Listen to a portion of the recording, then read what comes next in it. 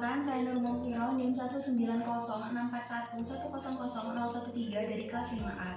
Pada kesempatan ini, saya akan melaksanakan praktikum IPA dasar yang berjudul Gelombang Laut, di mana alat dan bahan yang saya gunakan sebagai berikut. Yang pertama ada baskom datar sebanyak 1 buah, kemudian ada 1 buah sedotan, kemudian ada air secukupnya. Baik, langsung saja kita masuk ke langkah-langkah percobaan. Yang pertama, kita harus menyiapkan alat dan bahan terlebih dahulu.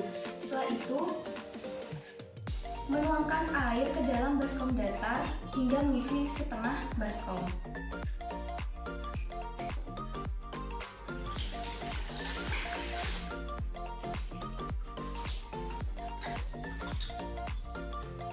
Nah, ini sudah mengisi separuh baskom datar.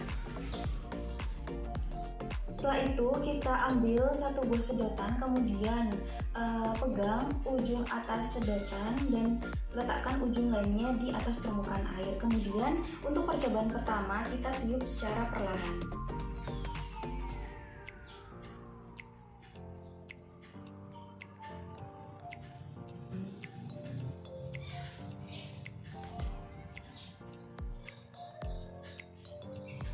Selanjutnya untuk percobaan yang kedua kita tiup dengan lebih kuat.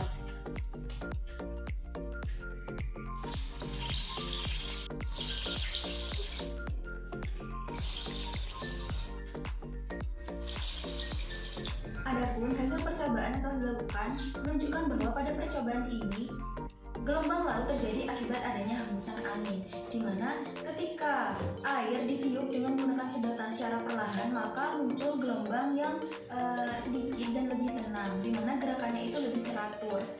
Namun ketika air ditiup dengan menggunakan sedotan dengan lebih kuat, maka muncul gelombang yang lebih besar dan juga lebih banyak serta riak air yang lebih banyak.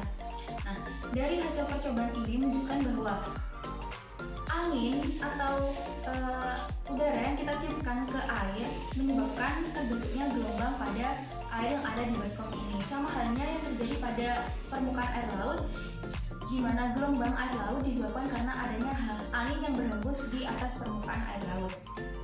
Laut dapat diartikan sebagai gerakan naik turunnya permukaan air laut yang diakibatkan karena adanya hembusan angin yang ada di atas permukaannya. Nah, hembusan angin yang ada di atas permukaan air laut menyebabkan adanya perpindahan energi. Angin akan mengubah energi kinetik, yakni energi gerakan molekul-molekul air di atas permukaan. Sehingga dalam kondisi seperti ini, ketika angin berhembus, maka akan muncul riak-riak air atau bukit-bukit di atas permukaan air yang biasa kita sebut dengan gelombang laut. Di mana gelombang laut ini dipengaruhi oleh beberapa faktor seperti kecepatan angin dan lamanya angin berhembus. Di mana semakin cepat dan lama angin berhembus, maka gelombang yang dihasilkan akan semakin besar dan banyak. Seperti hasil dari percobaan tadi, ketika air ditiup dengan menggunakan sedotan secara perlahan, maka gelombang yang dihasilkan lebih tenang dan lebih sedikit. Sedangkan ketika ditiup dengan lebih kuat, maka akan timbul riak-riak air atau gelombang yang lebih banyak dan besar serta tidak teratur. Nah, gelombang air laut ini termasuk ke dalam jenis gelombang mekanik, yakni gelombang yang membutuhkan medium perambatan di dalam prosesnya, di mana di dalam fenomena gelombang air laut ini medium perambatannya adalah angin. Maka jika tidak ada angin, maka tidak akan ada gelombang laut yang terbentuk. Selain itu, gelombang air laut ini termasuk ke dalam golongan gelombang mekanik jenis gelombang transversal, yakni gelombang yang arah getarnya tegak lurus dengan arah hambatannya, sehingga disebut sebagai gelombang transversal. Gelombang air laut ini bersifat kontinu atau akan terjadi secara terus-menerus. Hal ini dikarenakan hembusan angin juga tidak akan berhenti di atas permukaan laut. Namun, gelombang yang terbentuk di permukaan air laut ini tidak mengharuskan adanya hembusan angin yang kuat, karena sedikit hembusan angin yang ada di permukaan air laut sudah cukup untuk menggerakkan air laut atau membentuk sebuah gelombang. Cukup sekian praktikum gelombang laut yang membuktikan bahwa gelombang laut terjadi akibat adanya hembusan angin yang dapat saya sampaikan.